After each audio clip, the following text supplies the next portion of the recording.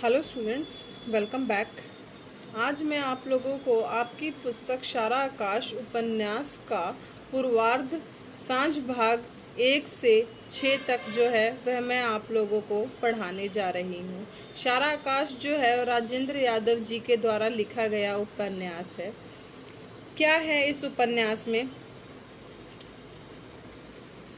आज समर की सुहागरात है, लेकिन उसे विश्वास नहीं होता। किसे? समर को। समर एक कर्मठ कार्यकर्ता है। वह 2 हफ्तों से शाखा भी नहीं गया है। समर जो है एक मध्य वर्गीय परिवार का दूसरा लड़का है। उसके परिवार में माँ बाप, विवाहित भाई बहन, 2 और भाई और एक विवाहित बहन भी है। समर की पत्नी का नाम प्रभा है। समर अभी शादी नहीं करना चाहता है, परंतु बाबूजी के कहने पर समर जो है विवाह कर लेता है। प्रभा जो है वह 10वीं पास है। उसके चेहरे पर चेचक की छाइयाँ हैं। सभी कहते हैं कि प्रभा जो है वह देखने में बहुत सुंदर है, परंतु समर ने तो उसके हाथों के अलावा अभी तक उसका चेहरा तक ना देखा था।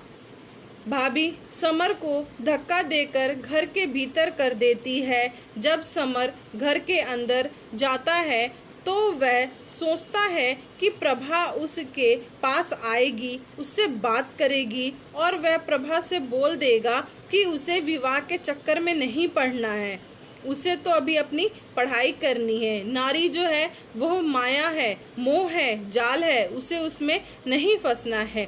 परंतु प्रभा उसके पास नहीं जाती है, जिसे समर अपना अपमान समझता है और वह उस कमरे से निकल जाता है। जब सुबह होती है तो पूरे घर में यह समाचार जो है फैल जाता है कि समर और प्रभा ने एक दूसरे से बात तक नहीं की।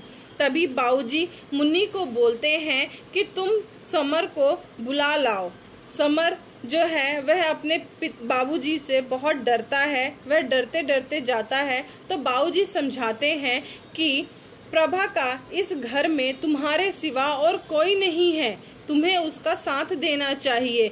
उसके बाद भाभी समर को प्रभा के खिलाफ भड़काती है, उसके खिलाफ उल्टा जो है वह समर को समझाती है ताकि इन दोनों के बीच में ना बने। उसे पढ़ाई का घमंड है। भाभी जो है समर से कहती है कि उसे अपनी पढ़ाई का घमंड है, उसे अपनी सुंदरता का घमंड है। आज जो है वह प्रभा की यानी कि सुहाग रात के दूसरे दिन जो है प्रभा की पहली रसोई होती है, जिसमें प्रभा जो है वह अपने हाथों में अंगूठी पहनती है, हाथों में रिस्ट वॉच पहनकर खाना बनाने जाती है और खाने में जो है ज़्यादा नमक हो जाता है, जिसकी वजह से घर में जो है वह बवाल मच जाता है और समर जो है वह खाना छोड़कर उठकर चला जाता है। दूसरे दिन प्रभा के मायके वाले आकर उसे ले जाते हैं। प्रभा के मायके जाने के बाद घर में समर की दूसरी शादी की बात चलती है।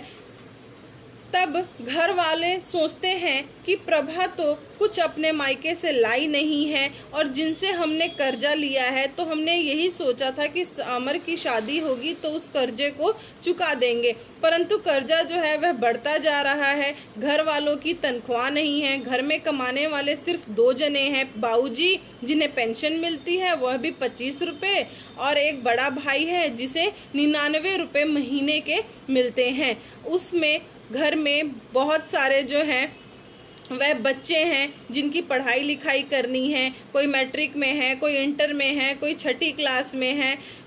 उन सब की पढ़ाई का खर्च जो है वह भी इन बाबूजी और बड़े भाई को ही देखना है और ऊपर से घर में एक शादीशुदा बहन भी है जो अपना ससुराल छोड़कर अपने मायके में आ गई है। क्यों? क्योंकि उसका पति जो है वह बहुत मारता पीटता था, जिस वजह से वह ससुराल को छोड़कर मायके में रह रही थी। उसकी सास जो है वह भी उस पर अत्याचार करती थी। मुन्नी, यहाँ पर उस लड़की समर की बहन का नाम मुन्नी है। मुन्नी का जो पति था वह दूसरी लड़की को, दूसरी औरत को अपने घर में रखे हुए था और मुन्नी को बहुत मारता पीटता था।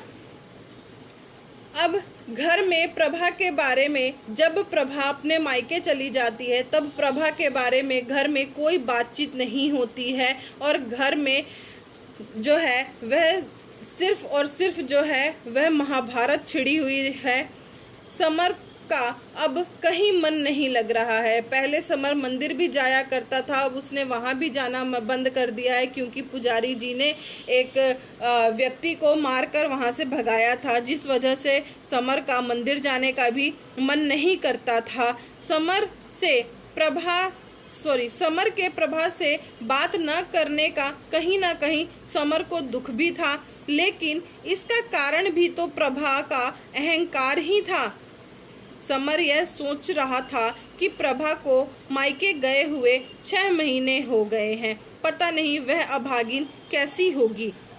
अब घर वाले बोल रहे हैं कि प्रभा को बुला लिया जाए। यहाँ पर जो है घर वाले समर को कहते हैं कि जाओ तुम प्रभा को घर लेकर आ जाओ, परंतु समर जो है वह गुस्से में होता है और अपने बाबूजी को कहता है कि मैंने अपनी परीक्षा फीस भरने के लिए आपसे 25 रुपये मांगे थे, तब तो आपसे दिए नहीं गए और अब प्रभा को लेने जाने के लिए कह रहे हैं और कहते हैं कि जितना पैसा लगेगा तुम ले लो और लेकर जाओ और प्रभा को लेकर आओ। जिस पर समर जो है वह इनकार कर देता है और कहता है कि मैं नहीं जाऊंगा। उसके बाद समर कॉलेज चला जाता है। अमर को प्रभा को लेने के लिए भेज दिया जाता है।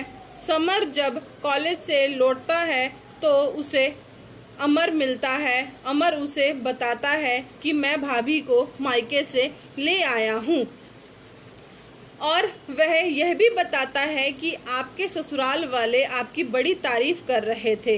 समर सोचता है कि प्रभा ने अपने मायके वालों को कुछ नहीं बताया, तो अमर समर से कहता है कि भाभी कुछ कमज़ोर हो गई हैं।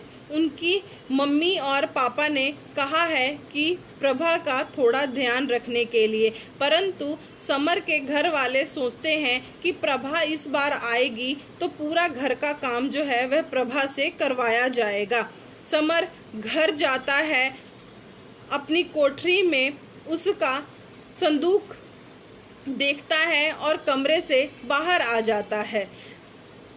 तभी भाभी बोलती है कि लाला जी खाना खा लो, क्योंकि प्रभा भी अभी तक भूखी बैठी है। समर ने खाना खा लिया और पढ़ने के लिए चला गया।